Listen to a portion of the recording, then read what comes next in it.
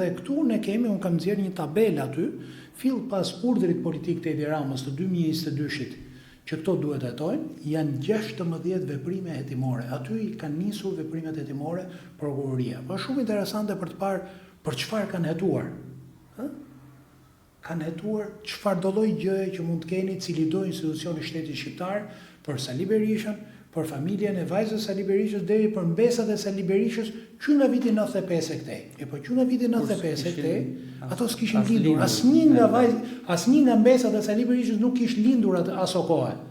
Pra, shkolla perëndimore, pra shteti ligjor, ndahet nga proceset politike të lindjes, ndahen pikërisht nga kjo që në shtetin ligjor ti nisesh a kemi as kemi fakt penal. A kemi çështje penale apo s'kemi çështje penale? Më pas ti shifesh në rast se ke çështje penale, atëherë shifesh kush ka bërë çështjen penale.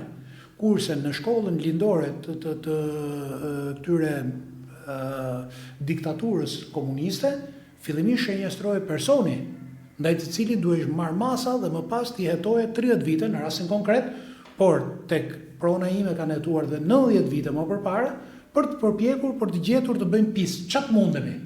Dhe shumë interesante kanë quar për shembull letra deri tek sigurimet shoqërore na gjeni që nga 95-a. Ndërkohë dhe i jepen me numra të gjithë numrat e fëmijëve të mi, që ato s'kishin lindur asnjë prej atyre. Pra që tregon që kemi një target shënjestrim politik për Sali Berishën dhe 3 breznit të tij, deri te mbesat e pa lindura ende të tij.